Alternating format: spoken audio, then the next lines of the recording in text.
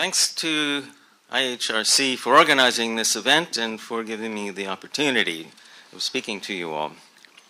Yes, as you've heard, I'm from Jews for Boycotting Israeli Goods, which responded to the 2005 Palestinian call for a BDS campaign worldwide. In 2016, most of us became involved in setting up a new organization called Free Speech on Israel, which published this flyer, What Anti-Semitism Is and What It Is Not. I will leave copies in the front here, and I've already put copies on the literature rack in the back. By the end of my talk, you'll see why you should read it or look it up on our website. So, Free Speech on Israel was set up in spring 2016 in response to a campaign weaponizing anti-Semitism as a weapon against any criticism of Israel as an apartheid colonial settler state. We have variously called this a witch hunt, a smear campaign, an intimidation campaign. There are many things to call it, but fundamentally it systematically conflates anti-Zionism with anti-Semitism. Now that conflation goes back decades, at least to the time when I became an anti-Zionist activist in the 1980s. But starting in 2016, this took on a new form, a much more effective form than ever before, through a new coalition around the Labour Party. I say around, and I'll explain what I mean.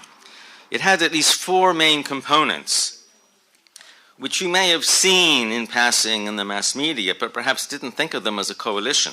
So first component is Labour Zionism, in the form of the so-called Jewish labor movement, affiliated to the Labour Party, but more importantly, affiliated to the Israeli Labour Party, which began a century ago with the slogan, "Employ Jewish-only labor."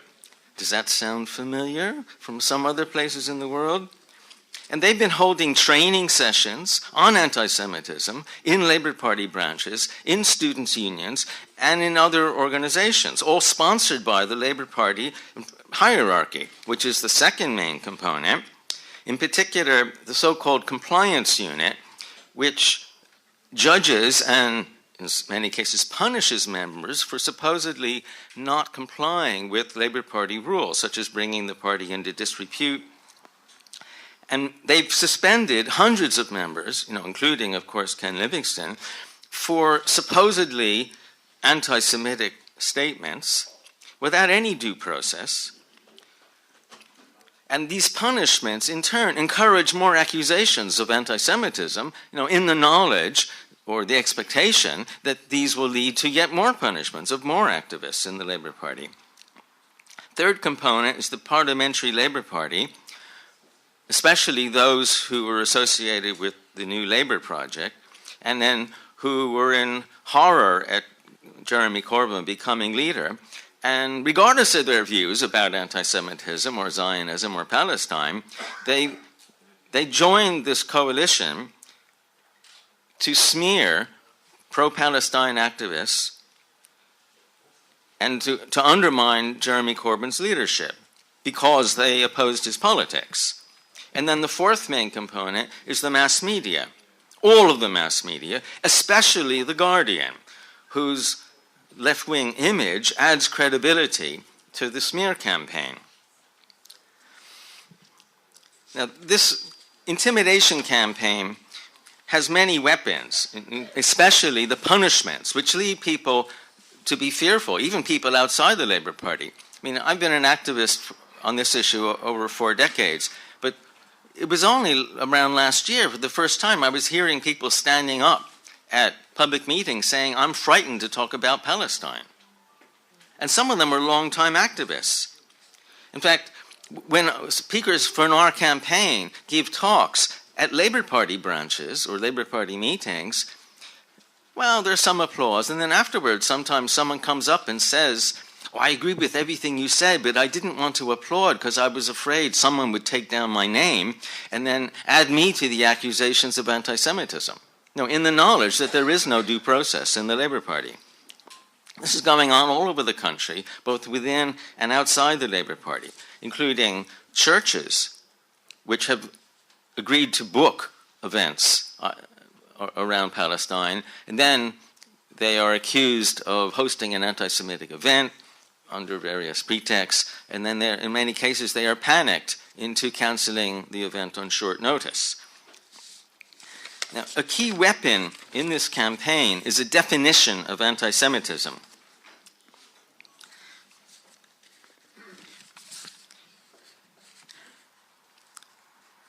Which starts, quote, anti-Semitism is a certain perception of Jews which may be expressed as hatred toward Jews. Maybe. It doesn't say is, it says maybe. Why? Because, according to the whole document, anti-Semitism may be expressed in many other ways. Which ways? Well, there follow 11 examples, 7 of which are about Israel. Surprise, surprise.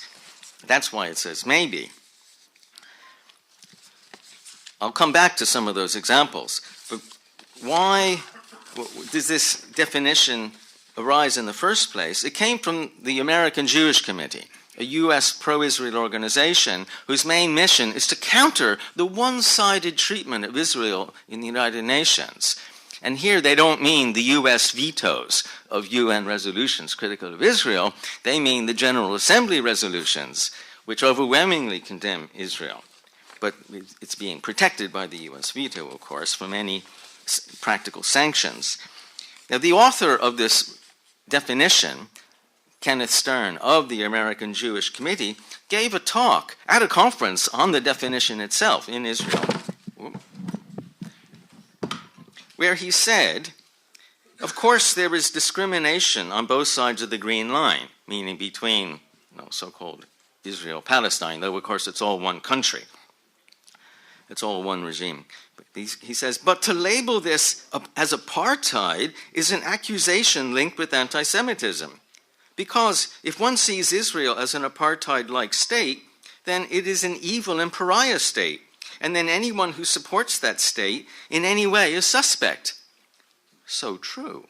But he draws the opposite conclusion. Therefore, it must be taboo to use the phrase apartheid Israel. And sure enough, of those 7 examples about Israel, one of them is, quote, denying the Jewish people their right to self-determination, for example, by claiming that the existence of a state of Israel is a racist endeavor.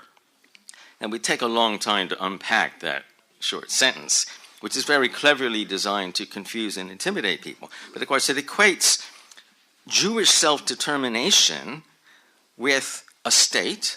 It assumes that there is a nation. I mean, self-determination by definition makes that assumption. It assumes that Jewish people all over the world constitute a nation.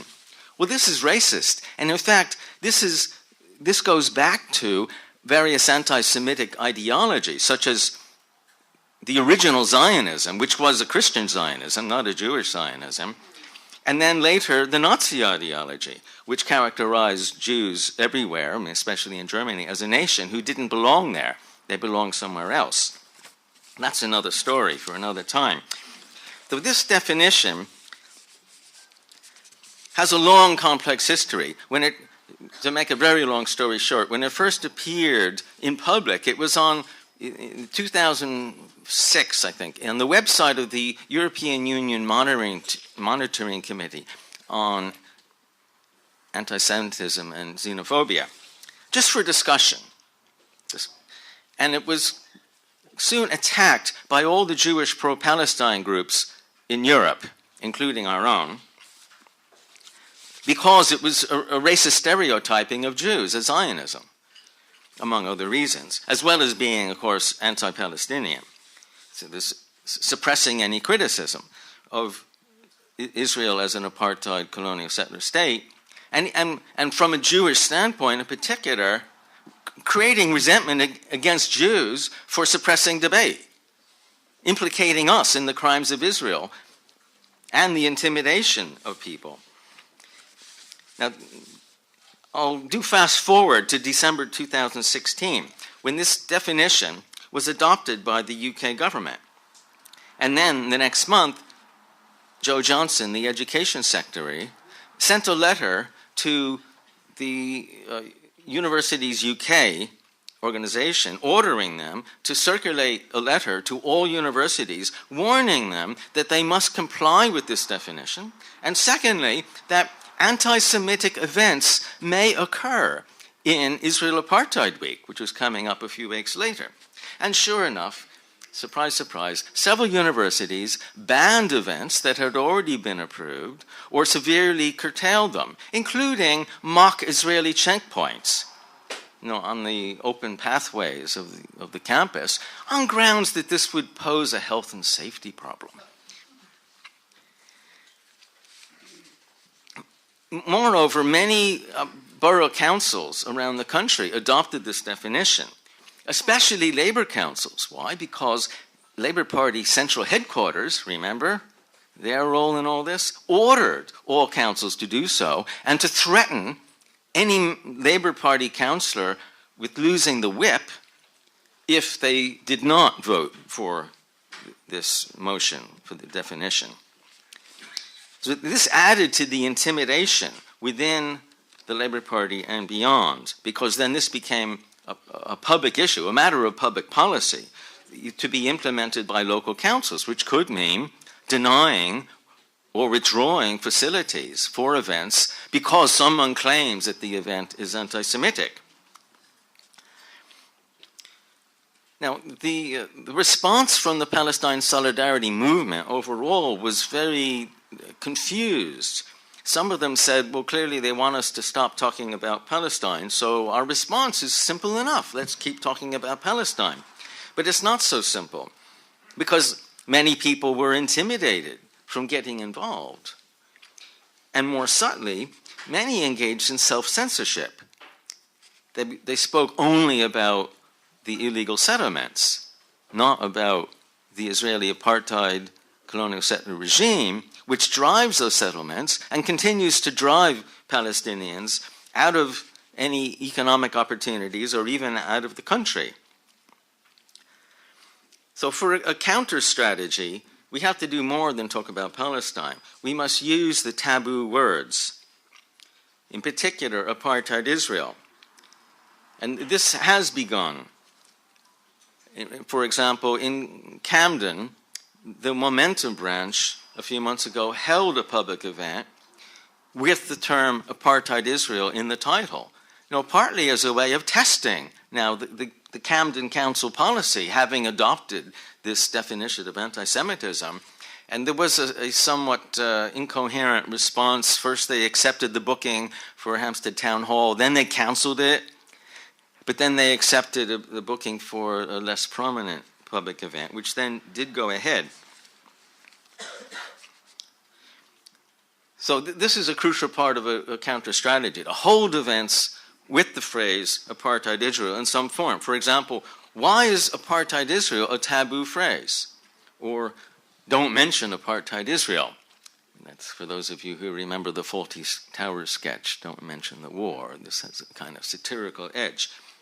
Now, most people at this event are from or involved in Muslim groups, which have much greater difficulty in defying this smear campaign, because even before this began, such groups were under systematic intimidation from several quarters, from the Prevent program, going back a decade, from the Charity Commission, especially since a neoliberal maniac took over the chair, and also from the Home Office, which has been pressurizing Muslim groups, including mosques, to engage in interfaith events.